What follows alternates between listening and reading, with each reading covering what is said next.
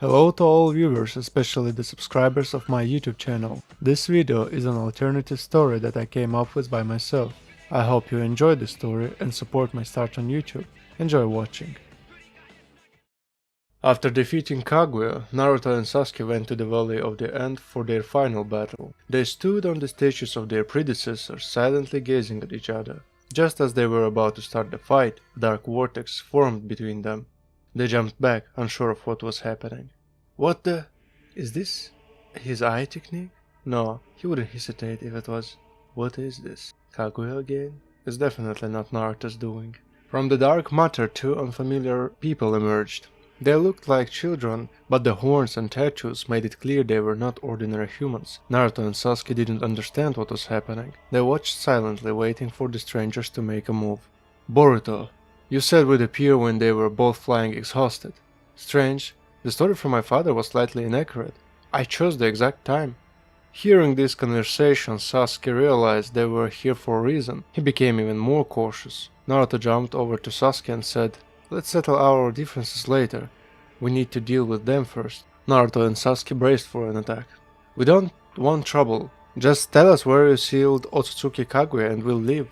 Hearing Kaguya's name, Naruto and Sasuke were surprised and realized their mission to save the world wasn't over. "How do you know about her? Who are you?" "Look closely, Naruto. They don't seem human. Those horns and the ability to travel dimensions. I don't know what those tattoos are. But one thing is certain, they are Otsutsuki.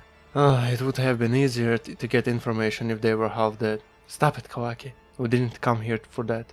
"But we might have to. Do you really think they'll willingly tell us where Kaguya is? We are strangers to them, who came out of nowhere, and know about someone who existed thousands of years ago. Stop being naive, Boruto.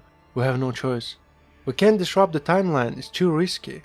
"Oh, don't worry, we'll take their arms off one by one, and use Ada's power to rewrite their memories." Sasuke and Naruto listened, but they didn't understand what these people were talking about. Disrupt the timeline? What nonsense. They speak as if they know the future. "I don't know what nonsense you're spouting, but you kids have come to the wrong place. Better leave before I kick your butts." Interesting. Kawaki suddenly vanished from the sight, and Naruto was thrown against the wall as if he had been struck in the stomach. Sasuke was also struck in the face and thrown back. What strength. I didn't even notice. "Sasuke, he's still here. I can feel his presence." Sasuke used his Susanoo armor to protect himself from attacks from all sides.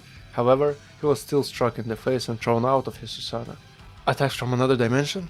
No, my Rinnegan would have seen it." Finally, Kawaki threw his rods, impaling Naruto and Sasuke, and then reappeared on the battlefield.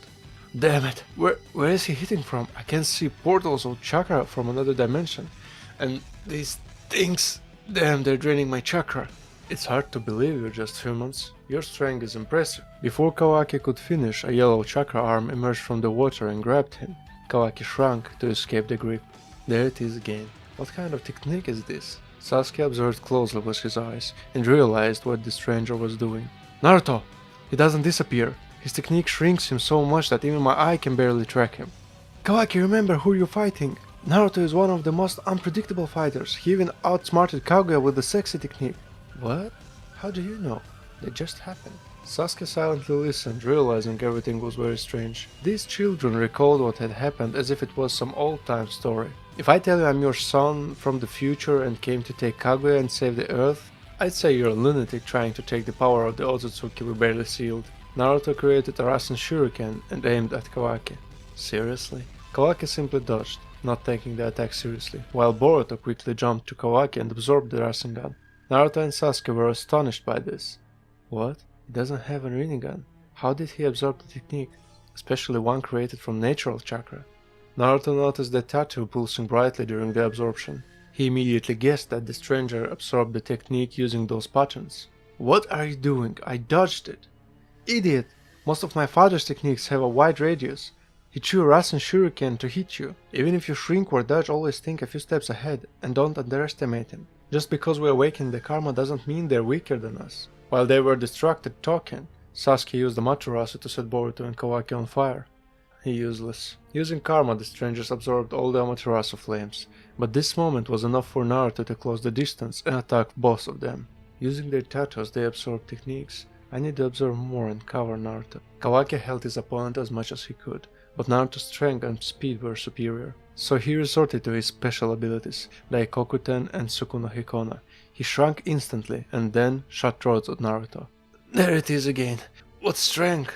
Boruto decided to seize the moment and drain Naruto's chakra to weaken him. Kawaki at the moment returned to his normal form.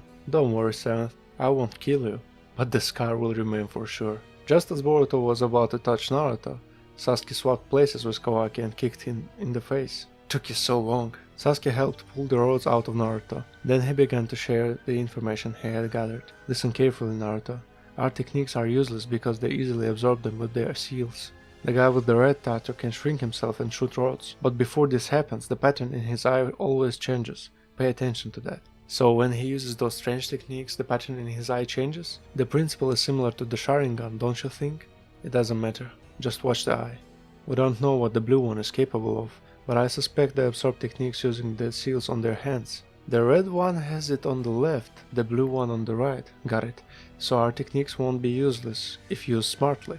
Naruto decided to attack Kawaki. He created several Rasengans and attacked from different directions so the enemy couldn't absorb them all. Seeing this, Kawaki decided to use his technique, and the pattern in his eye changed. Naruto noticed this and dodged the rods. When you understand what the enemy is going to do, the fight becomes easier. Naruto didn't stop and continued his assault. To avoid the attack, Kawaki shrank, but seeing the change in his eye pattern, Naruto immediately changed his attack direction. Even if you shrink, I'll still hit you. The Rasengan's radius will cover the surrounding area. Naruto was right, and one of the Rasengans began to be absorbed by Kawaki. Gotcha now. The enemy was immobilized, but couldn't absorb other techniques. Naruto jumped towards with the Rasengan he created from Kurama's chakra, preparing to attack from another direction. However, at that moment Kawaki summoned a cube from another dimension that fell on them. That was close. I need to be more careful. Naruto lifted the cube with giant chakra hands and threw it away. Damn!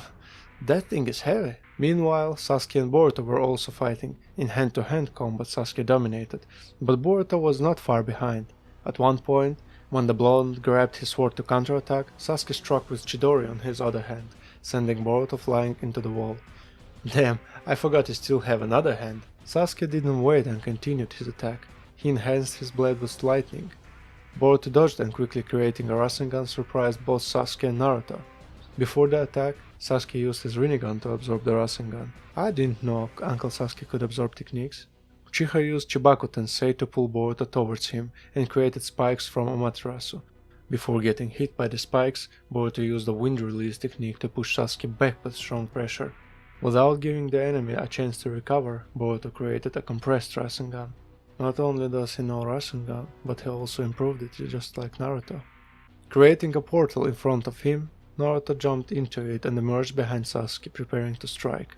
However, Sasuke used a Amenata Jikara to swap places with a nearby stone. I knew it. Out of nowhere something hit Sasuke, knocking him off his feet. Uchiha didn't understand where it came from or what it was, but the pain was intense. It was clearly a technique, and while he was stunned, Boruto used Rasengan. Sasuke responded by using Susanoo to protect himself from all sides. Observing the portal, Uchiha realized what it was. I see, he left a clone in the portal that attacked me with an invisible technique. So he took a risk and made himself the bait for his attack. Damn, I can shake the feeling that I'm fighting with. Naruto and Kawaki weren't wasting time either. They continued to battle on the other side. Naruto kept using techniques and Kawaki kept absorbing them. How much stamina does he have? He's not even tired, like the Otsutsuki. At the point, while Kawaki was absorbing another technique, a black sphere flew at him from the right. Damn, I'm overusing Sukuna Hikona. I have to block it with my hand. Kawaki created a shield on his right hand, intending to block it, but the sphere ignored his defense, passing through it like a hot knife through butter. He had to shrink to avoid it. Damn it, what kind of technique is this? I've never seen him using it. Naruto didn't waste time and attacked with a giant Rasengan. Gotcha now! Kawaki used Sukuna Hikono to shrink Naruto's Rasengan, then punched Naruto, slamming him into the wall. Luckily for Kawaki, he avoided Naruto's attack, but he still didn't win this clash. I'm overusing Sukuna Hikono and Daikokuten. I won't last long at this rate, but he's still going strong. He has used so many techniques, yet he's still standing. Naruto wasn't feeling great either, but his chakra was only half depleted. However, the opponent suffered more because he was out of breath. Besides these two, a battle raged between Boruto and Sasuke. It was even more difficult for the foreigners there. Boruto couldn't catch up with Sasuke at all. Even when he barely managed to break through Susanoo, Uchiha dodged using a Minatajikara. Yes, the Rinnegan played a significant role in this battle, not just with one ability. However, the enemy was more exhausted, and Naruto noticed their main advantage was stamina. Despite being strong, they were still kids. Realizing this, Naruto came up with an idea. "Hey Sasuke, get over here. We'll finish them with one attack." Sasuke jumped to Naruto, who explained his plan. "Got it. We need to hold them here. They have a special technique to escape." "Don't worry, I'll handle that. Just focus on the attack." Naruto created a mass shadow clone jutsu and fought Boruto and Kawaki simultaneously. Clones? That won't help them. Be careful, father usually uses clones to distract the enemy. This isn't good. Naruto and Sasuke used their avatars. "Hey strangers, you can absorb techniques, right? What's your limit?" What's he talking about? Damn, if that's what I think. Sasuke drew chakra from the tailed beast, enhancing his already completed Susanoo, then created Indra's arrow. Naruto created a Bijudama Rasen Shuriken and Gudodama Rasen Shuriken. He made a Rasengan from that dark sphere? Using his clones, Naruto created 9 different Rasengans. Seeing their impending doom, Boruto and Kawaki felt complete despair. It's useless. They're not letting us escape to another dimension, and we have nothing to counter this horror. The earth cracked. Lightning and fire erupted. Naruto and Sasuke's combined technique seemed to create a cataclysm. We have no choice. We have to absorb it. No, we can't handle even half of it. It's pointless. Naruto and Sasuke didn't want to spare their enemies. They believed they were defeating another Otsutsukis who came for the chakra fruit. Be gone from our land. Naruto and Sasuke launched their techniques, causing an explosion that was impossible to escape. Boruto and Kawaki desperately tried to absorb the attack, but even their combined power wasn't enough. Absorbing a little more than half, their karmas overloaded and failed. This was the decisive moment. Boruto and Kawaki couldn't absorb the combined attack from Naruto and Sasuke and lost the battle. Naruto and Sasuke knew the attack had hit the mark. Silently, they hovered in the sky watching the explosions. When they subsided, they approached the defeated enemies lying dead on the ground. "Amazing. You survived that attack. You're truly strong." Kawaki and Boruto's karmas disappeared, leaving them powerless. As the horns vanished, Naruto was surprised to see ordinary kids, which made him even more cautious. Sasuke walked up to the fallen enemies with the intent to finish them off. Drawing his blade, he aimed at Boruto's stomach, but was surprised to hear him speak. Sensei, don't." With great effort, Boruto took out his forehead protector from his bag. Seeing it, Sasuke realized it was his headband. What does this mean? How does he have my headband? What is that? How do you have Sasuke's headband? I already explained, father. We came from the future. Naruto looked closely at the young boy, noticing many things indicating that they were shinobi. Moreover, Sasuke also realized that the stranger knew too much about them and bore a striking resemblance to Naruto. "Listen, Sasuke, throughout the battle I never felt any malice from them. They didn't mean any harm to us." Sasuke listened to Naruto, silently observing the strangers. He pondered for a long time and finally decided not to kill them. "Let's hear him out. Then we'll decide what to do." After a while, Boruto and Kawaki regained consciousness. They were in poor condition, but at least enough to speak. "No tricks. If you try anything and grow those horns again, we'll kill you without any hesitation." Sasuke held his katana ready at Boruto's throat. "So who are you? Where did you come from, and what do you want here?" "Damn, we really made a mess. The story is long, so you better sit down."